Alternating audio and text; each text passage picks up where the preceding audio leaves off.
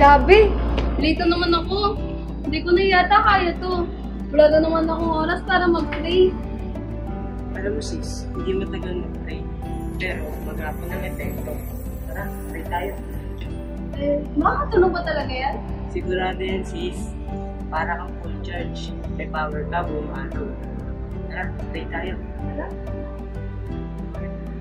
Sana po ay ingatan niyo po kami sa aming tatahaking pagpunta sa ating eskwelahan, Panginoon. Hihingi po namin ang inyong guidance sa araw na pagpasok. Ito lang po ang aking sa inyo na pangalan. Jesus na inag-isang nagpapasal. Grabe, ang hirap dito. Di ko alam kung kaya ko pa itong tapusin. Sis, sabi nga, God is more powerful than anyone. Kaya, kaya mo yan. Basta, iwala lang kay Lord. Oo nga, no? Okay, let's do this. Yeah? Alam mo, John, better ka kapag kasama natin si God all day. Para kahit anong mangyari, palagi akong may peace. Exactly. Hindi lang siya pang Sunday, pwede din siyang Monday hanggang Saturday. Actually, every day. Someone said, a day without God is a day wasted. Totoo po yun. Dahil si Lord, hindi lang po para sa umaga. Hindi lang para sa mga problema. Kundi para sa bawat sandali ng atin pong mga buhay. Kapag kasama natin siya all day, magiging magaan ang mabigat. Nagiging malinaw ang malabo. At nagiging posible ang mahirap. Kaya ngayong araw na ito, tanungin mo ang sarili mo, isasama mo ba si God sa lahat ng oras ng iyong buhay? Huwag lang tuwing kailangan, kundi all day with God. Kapayapaan at mapagpalang umaga po sa inyong lahat. Pag-usapan po natin ang tema pong ito, kung paano nga ba natin isasama ang Diyos, or should I say, papaano tayo isasama ng Diyos sa Kanyang plano sa atin pong mga buhay. Tayo na po sa programang Blessed Day. Simula ng umaga at damhin ng pagpapala, araw ay gawing payapa, na Espiritong Banal ang kasama. May matibay na pag-asa, tayo ay mga pinagpala, na tanging sambin ng puso. Ama, salamat po.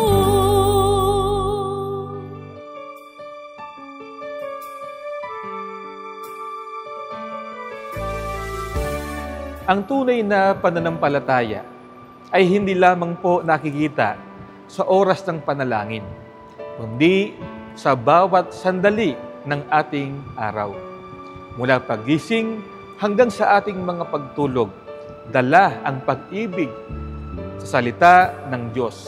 Ito po ang diwa ng aklat na sinulat ng kapatid Dahiel. Sa aklat na Love Notes ay ating pong mababasa ang Psalm 119 and 97.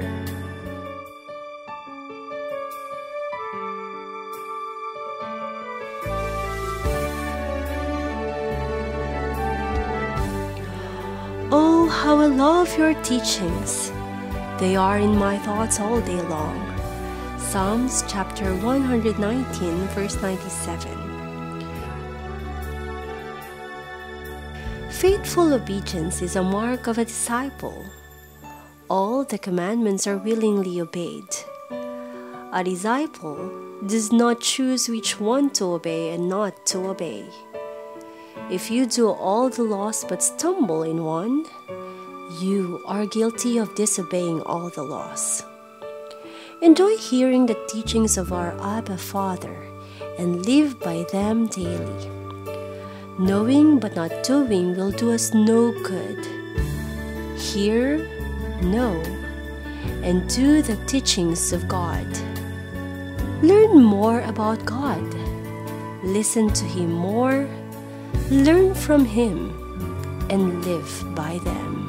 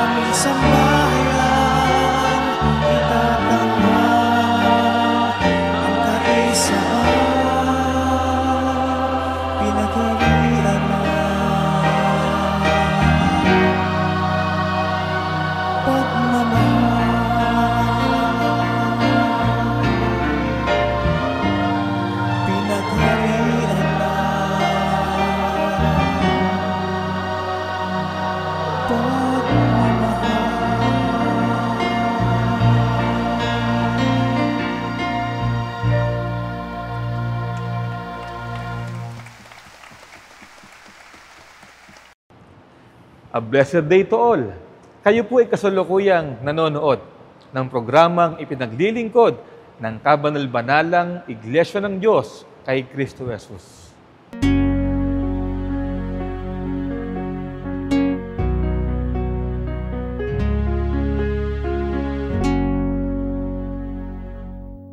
A faith that abides and a heart that remembers. Iyan ang larawan ng pananampalatayang tunay. Kay gandang isipin na ang Diyos ay hindi lang kasama sa ating panalangin, kundi sa bawat sandali ng ating mga buhay, sa umaga, sa maghapon, at sa gabi. Sapagkat dito nasusukat ang diwa ng pamumuhay na kasama siya sa lahat ng oras.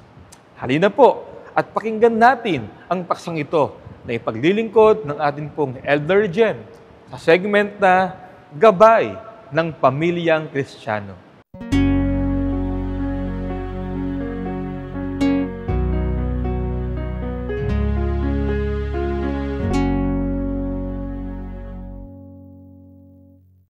Shalom po mga minamahal na kapatid at sa inyo rin po na aming mga tagapakinig. Sumating po palagi ang kapayapaan na galing sa ating kataas-taasang Diyos. Have a blessed day. Good morning po sa inyong lahat. Ang tatalakayin po natin, ganito po ang pamagat. All day with God. Ulitin ko po all day with God. Alam niyo po, maraming mga tao, at maging tayo sa ating sarili, meron po tayong specific times of devotional prayer. Yung iba, ginagawa po ito tuwing gabi bago matulog, di po ba? Yung iba naman, pagkagising sa umaga. Yung iba naman, ginagawa lang ito pag worship services. Di ba? Mas nakakalungkot yung iba, ginagawa lang ito pag birthday nila. Di po ba? Once a year na mananalangin. Pero tayo po bilang mga taong tinuruan na maging mapanalanginin. Mahalaga po na sumasagana tayo sa devotion. Paglalaan ng oras at panahon para kausapin ng Diyos. Humiling sa Kanya, makinig sa Kanya sa pamagitan po ng panalangin. So, sa mga pamilya, mahalaga po na magkaroon ng tinatawag na family devotions. Yung pong simpleng pananalangin ng sama-sama, tuwing umaga, tuwing gabi, may tuturing po yung family devotion. Di ba? Sama-sama kayo, nagpapasalamat sa Panginoon, sa Kanyang mga blessings, sama-sama kayo, nagtatagubilin sa Panginoon, para kayo ingatan at pagpalain. Yung po yung family devotion. Pwede rin naman po yung individual, personal quiet times with the Lord, di po ba? Ito naman po, sarili ng tatay, sarili ng nanay o ng isang anak na makipag-usap sa Diyos. Pwede pong gawin yan tuwing umaga pagkagising. Di po ba? Pwede pong gawin yan bago magsimula ka ng trabaho. Di ba? Halimbawa, nag-opisina ka. O kahit ikay work from home, nasa mesa ka, bago ka humarap sa computer, pwede kang dumalangin sa Panginoon, pwede tayong magbulay, mag-meditate sa isang verse na pwede po nating maging gabay sa buong maghapon. Alam niyo po, napakamahalaga ng mga bagay na yan. At meron naman po mga congregations, may tinatawag po silang Bible studies, di po ba? Kaya napakamahalaga rin na magkaroon tayo ng Bible study, pag-aaral palagi sa katotohanan ng Panginoon sapagkat wala pong katapusan ang ating pag-grow as a Christian. Lagi po natin gustong makaunawa ng kalooban ng Diyos, so napakamahalaga na laging dumalangin at mag-meditate sa Kanyang mga salita. Alam niyo po, yung praying o prayer during workday, napaka-life-transforming po niyan. Praying during workday. O halimbawa, ikaw ay driver, di ba? O bago ka, nakapanalangin na kayo ng asawa mo, yung pamilya sa umaga. Pag upo mo sa manibela, pwede kang dumalangin. Di po ba? O habang ikay nata-traffic, napakahaba ng traffic, dumalangin ka para bigyan ka ng Diyos ng patience at hindi ka mainis sa traffic, di po ba? O habang ikaw ay naghihintay sa pila dahil nakapila ka para sa mga pasahero, pwede pong dumalangin. Yung iba kasing ginagawa, habang nakapila, yung iba nagsusugal mga driver. Pero tayo bilang Kristiyano, imbis na magsugal, pwede kang manalangin.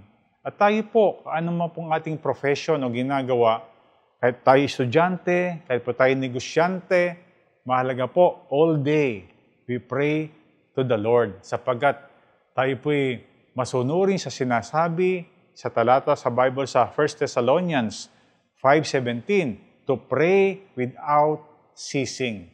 Huwag tayong magsasawa sa pananalangin. Hindi po nangangahulugan na oras-oras, minuto ay mananalangin tayo. Hindi po lagi tayong dapat na lumuhod, paglakipin ng ating mga kamay, at magsalita ng mga pananalangin sa Panginoon. Ibig lang pong sabihin nito na lahat po ng ating gagawin, lahat po ng bagay, iisipin, paplanuhin, mga work decisions, mga decision mo sa eskwela, decision mo sa iyong trabaho, maging decision sa relationships, dapat po nating ipanalangin palagi sa ating Panginoon. And sabi nga, God can be brought all of those things, yung pong relationships, yung pong decisions, can be brought to the Lord throughout the day. Lahat po ng bagay pwede nating ipagpasa Diyos Di ba? Para talagang magabayan niya tayo at maging feel confident tayo the whole day. So mahalaga na laging uusal tayo ng dalangin sa Panginoon sapagkat all day with God. Kaya sabi nga po yung secret, yung pong sikreto, yung fervent believing sa pananalangin lies at the root of all personal godliness. Yung daw pong personal godliness, ang pinakaugat niyan ay palaging intense sa pananalangin sa Diyos, yung palaging pagsisikap na maapektuhan niya ang ating isip, ang ating puso. It is being occupied with the Lord. Yun po naman talagang pagsamba sa Diyos being occupied with the Lord all day para mataligdan ng temptations, madaig ang mga trials, para ma-overcome yung difficulties, para makagawa tayo ng mabuti, makapag-arrive sa tamang mga decisions. We need the guidance of our Holy Father sa pamagitan po ng pananalangin at pag-meditate sa mga bagay na ating naririnig at natututuhan sa Kanya, na ating napapakinggan tuwing pagsamba. Di po ba? So, wherever we are and whatever we are doing, God wants to be part of it. Tandaan niyo po yan. Wherever you are, nasa ibang mga bansa man kayo, nasa malalayong mga probinsya, and ano man pong ating ginagawa, God wants to be a part of it. Gusto niya kasi ma-guide tayo Gusto niya kasi talagang mabantayan tayo. Minsan lang may mga tao, di ba, ang tumatalikod sa Diyos, ang nagre-reject sa presensya ng Panginoon. Ito po yung nahuhulog sa kahalayan, nahuhulog sa pagsisinungaling, nahuhulog sa kalayawan at kapabayaan. Huwag po nating pabayaan na magkagayon. Tandaan po natin, God wants to be part of our life. Araw-araw po yan. Kaya when prayer enters every aspect of our lives, alam niyo po, who knows what God might do for His glory. Kapag po ang buhay natin talagang sumasampalataya tayo sa kapangyarihan ng panalangin.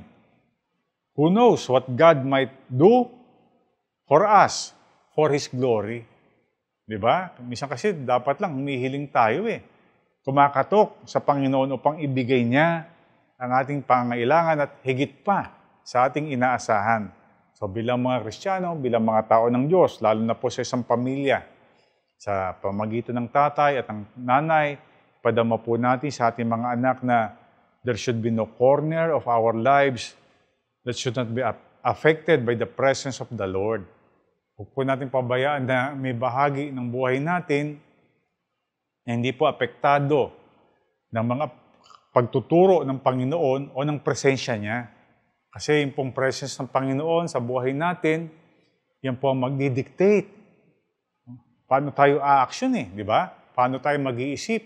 Paano tayo magre-react sa isang sitwasyon? Paano tayo magpapasya? Kaya napakamahalaga ng presence of the Lord, ng guidance ng ating Panginoon. Meron pong isang pangyayari na may isang fisherman, matagal na pong hindi sumasamba o ma-attend sa mga worship services. Mga 15 years na, siguro nang hina, natisod, nanlupaypay sa kanyang pananampalataya. One day, kasama niya po yung kanyang mga kaibigan na hindi naniniwala sa Diyos.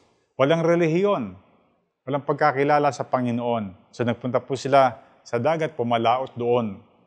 Sila po ay mga 10 na magkakaibigan. Kaya nangyari po, biglang lumakas ang hangin. Nasa kalagitnaan sila ng dagat. Nagkaroon ng malakas na bagyo. Talagang yung bangka po nila ay talagang winawagwag ng malalaking mga alon. O sabi ng isa sa kaibigan niya, o di ba ikaw Kristiyano, marunong kang manalangin. Pray for us para maligtas tayo sa bagyong ito. Hindi tayo malunod sa malalaking along ito.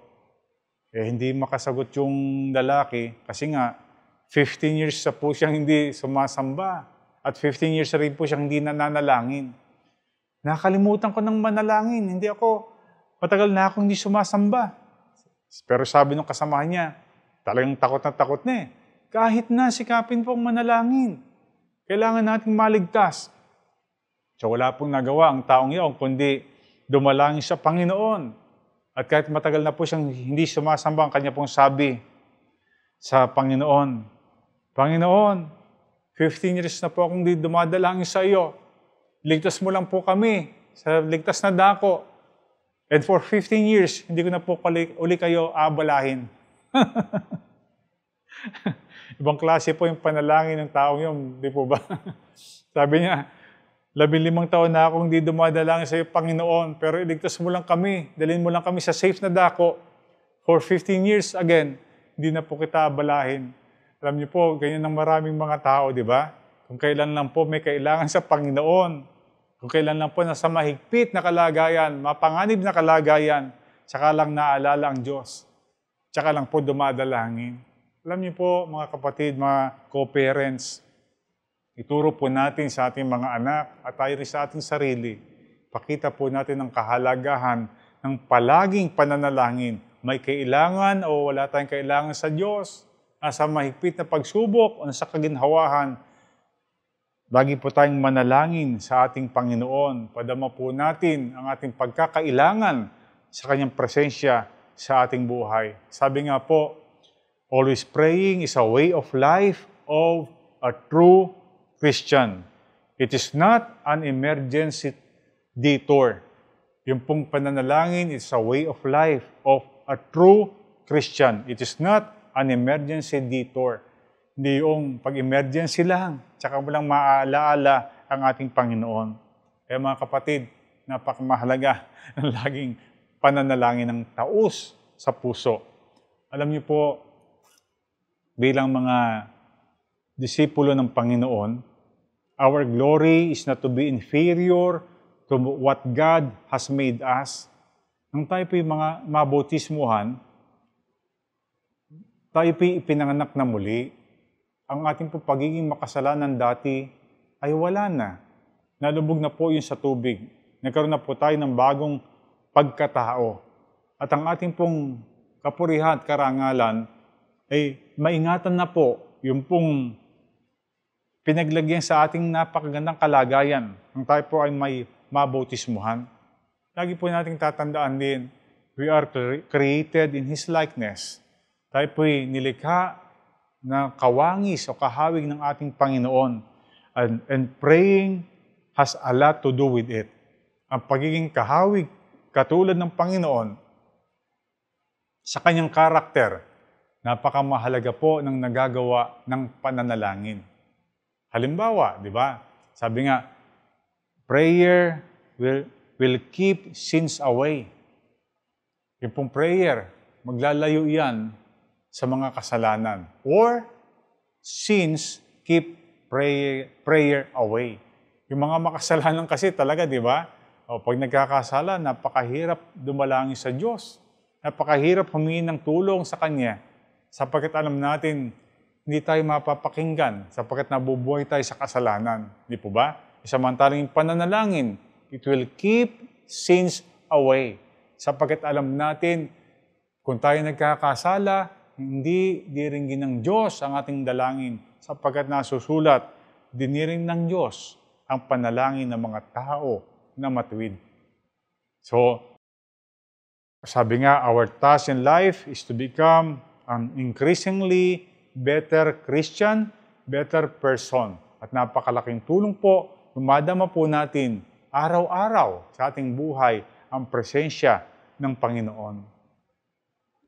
At alam niyo po, mga kapatid, mga kaibigan, when the Lord rules in our hearts, we will become holy. We will possess His character. Yung kanyang mga traits, yung kanyang values, mapapasa atin po yun sapagkat we will not be happy repeating yung po mga kasalanan ng ating nagagawa. We will be happy na labanan po yung mga tukso at mga kasalanan alang-alang sa pagmamahal ng ating Panginoon. Yung pong mga weaknesses natin, although meron talaga, yung paraan para lalo tayong dumepende sa kalakasan at kapangyarihan ng ating Panginoon. Hindi po ba natin pwedeng idahilan ng weaknesses ang ating kahinaan, dahilan po yan para lalo tayong lumapit sa Diyos at dumalangin sa Kanya for Him to empower us para madaig ang mga witnesses. So instead, we should always reach out to the Lord para sa Kanyang divine help na lagi pong nakalaan para sa atin na mga magkakapatid. So sana po, alam nyo, mga co-parents, co-fathers, at yung mga mothers, at yung mga miyembro ng pamilya, mahalaga po na ma-develop ang pananalangin sa ating pagkatao, sa ating pagsasama-sama, sapagkat yan po magiging guide natin para araw-araw madama natin ang presensya ng Panginoon o yung joyfulness sa kabila po ng maraming alalahanin na kalulungkot na bagay sa mundo, madama po natin sa ating buhay. Mga kapatid, yan pong ating kabanal-banalang pananampalataya. At sa huli, siyempre, lagi pong sinasabi, let us always rejoice sapagkat meron po tayong pagkakataon para talagang ma-experience yung presensya ng Panginoon sa ating buhay. Alam niyo po, it is a great privilege po yung presensya ng Panginoon sa ating buhay. Kaya tayo po magpasalamat. Let us always rejoice. At manalangin po tayo na maging gayon nga. Anyayahan natin ang paggabay lagi ng banal na Espiritu. At tayo po maging mapagpasalamat sapagkat sa tulong at awa ng Panginoon, sumasa atin siya palagi upang tayo gabayan at tulungan sa lahat ng paraan ng ating pamumuhay. Pagpala po sa ating lahat ng mga bagay na ito, magmula ngayon at magpakailanman. Ang bawat araw ay isang bagong pagkakataon, hindi lamang para harapin ang ating mga gawain sa ating mga buhay, kundi upang maranasan ang kabutihan ng ating Diyos sa bawat sandali. Kapag pinili nating magtiwala at kumapit sa Kanya, mula umaga hanggang gabi, nagiging magaan ang lahat ng ating pong mga pasanin at nagiging makabuluhan ang ating bawat hakbang. Kaya bago po tayo magtapos, inaanyayahan ko po na tayo po ay mag-ukol ng panalangin. Naway samahan tayo ng Diyos sa buong maghapon na ito at ipagkaloob niya ang Kanyang pag-iingat at mga pagpapala sa atin pong sangbahayan. Tayo po ay mag-ukol ng panalangin sa atin pong Panginoon. Aba, Panginoon naming Diyos, Ikaw po na nagkakaloob sa amin ng lahat ng amin pong mga pangangailangan. Nagkakaloob ng lahat ng pagpapala sa amin pong mga buhay. Sa araw na ito, patuloy kaming lumalapit sa iyo upang ipagkatiwala ang lahat ng amin pong magagagawin. Dahil nais namin, Panginoon, na lagi po ay kasama ka namin sa lahat ng oras ng amin pong mga buhay. Hindi lamang kasama namin, kundi kami po ay kasama mo rin sa pagsunod sa iyong mga banal na kalooban. Panginoong Diyos, sa araw po na ito, nakikiusap kami sa iyo na tulungan mo po kami na sa lahat ng amin pong gagawin, maranasan po namin palagi ang iyong mga pagtulong sa amin. Sa lahat ng amin pong gagawin, naway loobin mong magtagumpay po kami. At ang lahat ng ito ay maialay namin na pagpuri at pagpapasalamat sa iyong dakilang pangalan. Pagpalain niyo po sana ang mga mahal namin sa buhay, ang amin pong buong sangbahayan. Sa araw na ito, makaranas kami ng totoong kapayapaan sa kabila po ng mga pagsubok at mga kahadlangan na maaari naming maranasan sa buhay na ito.